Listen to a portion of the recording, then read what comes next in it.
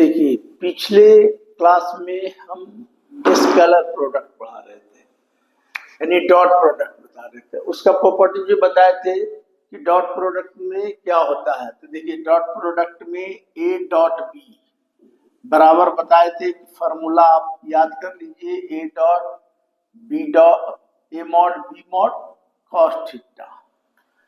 ये हम आपको डॉट प्रोडक्ट में बताए थे। इसका ज्योमेट्रिक मीनिंग भी बतलाए हैं आप लोग को। तो ये सब तो आप दिमाग में रखिए, जितना ना होगा तो पीछे वाला भी वीडियो देख सकते हैं। अब देखिए होता क्या है कि डॉट प्रोडक्ट बता दिए। डॉट प्रोडक्ट ऑफ इसका मॉड से बाहर निकलता है, वैल्यू होता है ए बी कॉस थीटा, यानी ए डॉट बी बराबर हो गया ए बी कॉस थीटा। अब रही सवाल कि देखिए बी डॉट ए कहेगा तो क्या बोले थे आपको कि बी डॉट ए रहेगा तो उसी ढंग से कर दोगे, B mod A mod cos minus theta, और कॉस माइनस थीटा बराबर कॉस थीटा होता है। तो ये भी आ जाएगा ए बी कॉस थीटा। इसलिए ए डॉट बी बराबर क्या होता है, बी डॉट ए होता है। ये हम बताए थे। फिर बोले थे कि डॉट प्रोडक्ट ऑफ इटसेल्फ, अगर डॉट प्रोडक्ट ऑफ इटसेल्फ ऐसा रहा इटसेल्फ, तो मॉड ए एक ही लाइन पर बनेगा तो एंगल 0 डिग्री, कॉस 0 डिग्री क्या होता है 1। तो मॉड से बाहर निकलेगा तो क्या होगा ए इंटू ए बराबर क्या होगा ए स्क्वायर। इसको ऐसे भी लिख सकते हो। तो dot product of itself is A square of vector हो गया। ठीक है, मतलब dot product of itself is square of vector. हम ये भी बताए थे कि अगर two vector A and B mutually perpendicular to each other है, mutually perpendicular to each other का मतलब एक दूसरे पर परपेंडिकुलर है, ये है अब बी है, तो हम क्या हो जाएगा a dot b equal to 0। इसका मतलब हो गया a is perpendicular to b. इसी को कहते हैं necessary and sufficient condition two vector A and b are mutually perpendicular to each other, a dot b equal to 0। ये हम बताए थे।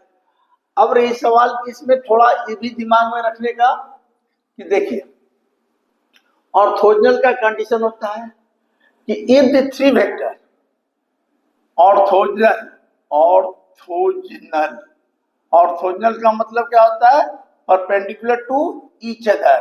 मान ली E vector A vector X axis की ओर लिया आई, वाई एक्सिस की ओर लिया जे,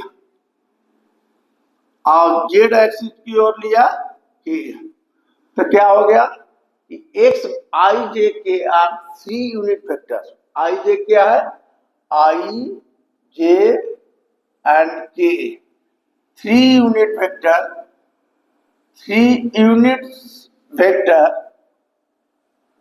vectors which is mutually perpendicular to each other, which is mutually perpendicular to each other, तो ये ऑर्थोगोनल कहलाएगा। तो यूनिट वेक्टर है।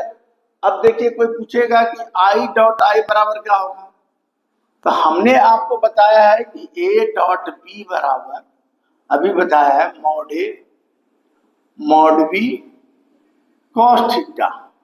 तो आई डॉट आई बराबर क्या होगा आई मॉड कॉस, एक के लाइन पर रहेगा तो एंगल क्या बनेगा 0 डिग्री। कॉस 0 का वैल्यू कितना होता है 1। ये यूनिट वेक्टर है, तो कोई भी यूनिट वेक्टर रहेगा, अगर यूनिट वेक्टर है इसका मॉड है तो वैल्यू 1 होगा। तो इसका भी वैल्यू क्या हो गया 1, E1 cos 0 1। तो कोई पूछेगा आई डॉट आई क्या हो गया 1, j dot j equal to 1, k dot के इक्वल टू 1। तो ये होता है, इसी से आता है, समझे। अब रही सवाल की कह दिया कि देखिए आई डॉट जे बराबर क्या होगा, तो इसका फिर अब क्या करो आई मॉड जे मॉड कॉस, और आई और जे के बीच में एंगल कितना है 90 डिग्री। तो इसको 90 डिग्री करेंगे तो ई तो 1 आएगा, ई 1 आएगा, ई 0 हो जाएगा। तो क्या हो जाएगा 0। माने आई डॉट जे रहेगा तो 0, जे डॉट के रहेगा तो भी 0 और के डॉट आई रहेगा तो भी 0। ये सब याद कर लीजिएगा, ये सब आसान चीज है। तो एक आपको स्केलर और ट्रिपल प्रोडक्ट माने स्केलर डॉट प्रोडक्ट में ये सब पढ़ना है। तो ये सब पिछले वीडियो में हम बहुत सारा बताए हैं, प्रॉब्लम भी बताएंगे, आपको समझाएंगे। अब देखिए थोड़ा क्रॉस प्रोडक्ट के बारे में आइडिया देते हैं। क्रॉस प्रोडक्ट क्या होता है? क्रॉस प्रोडक्ट को हम लोग बोलते हैं वेक्टर प्रोडक्ट। देखिए क्रॉस प्रोडक्ट को हम लोग क्या बोलते हैं? Vector product.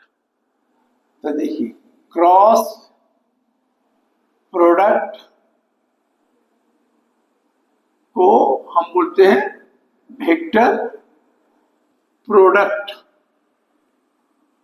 अब वेक्टर प्रोडक्ट या क्रॉस प्रोडक्ट क्या है? तो कभी कभी आता है तो आप बोलिएगा कि if a and b are two vector, A and b are two vector, they are inclined angle theta. ठीक है, तो थर्ड जो रहेगा यूनिट वेक्टर, थर्ड जो यूनिट वेक्टर रहेगा, ये थर्ड यूनिट वेक्टर है, is mutually perpendicular to plane containing A and B।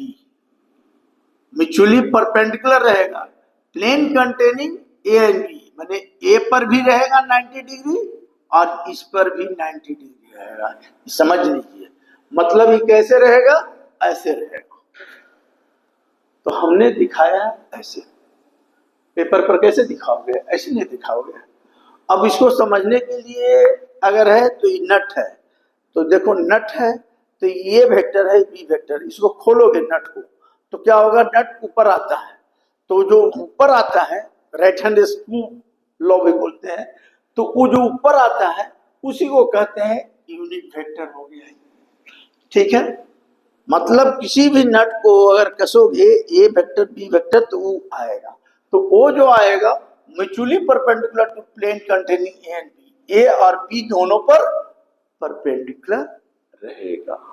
समझिए, तो अगर कहीं पर अगर ऐसा रहा तो देखिए इसको हम लोग ए क्रॉस बी कैसे लिखोगे? क्रॉस प्रोडक्ट या वेक्टर वेक्टर वेक्टर प्रोडक्ट हो तो बोलिएगा कि if a and b are two vector, they are inclined at angle theta, third is a unit vector which is mutually perpendicular to the plane containing A and B।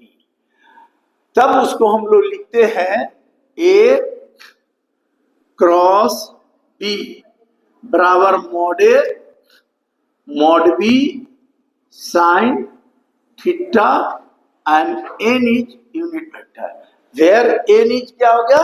Unit vector जो mutually perpendicular to plane containing A and b. अब mod से बाहर निकालेंगे तो क्या लिखेंगे? A b sine theta n, तो ये हो गया ए क्रॉस बी। अब देखिए उसमें कम्यूटेटिव लॉ को फॉलो होता था, इसमें नहीं होगा।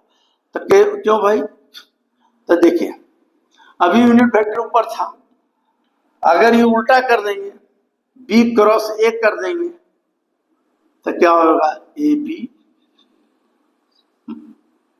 माइनस थीटा कर दोगे नीचे डायरेक्शन में, तो साइन माइनस थीटा बराबर क्या होता है? Minus sine theta. इसलिए क्या हो जाएगा? ए की जाएगा माइनस में आएगा। तो तुम बोल सकते हो कि A cross B is not equal to B cross A, नहीं रहेगा। तो ये हो गया आपका क्रॉस प्रोडक्ट, समझे? तो क्रॉस प्रोडक्ट ये हो गया आपका A cross B not equal to B cross A, जबकि ए डॉट बी बराबर बी डॉट ए होता है। ये होता है, ये नहीं होता है। अब देखिए, अब क्रॉस प्रोडक्ट हो गया। अगर कहीं पर ए लिखा हुआ रहा, देखिए मेटेरियल की एग्जामिनेशन में आप नीट वगैरह का देंगे तो कभी कभी ऐसे आता है, सुन लीजिए, ए क्रॉस बी मतलब dot product equal to C.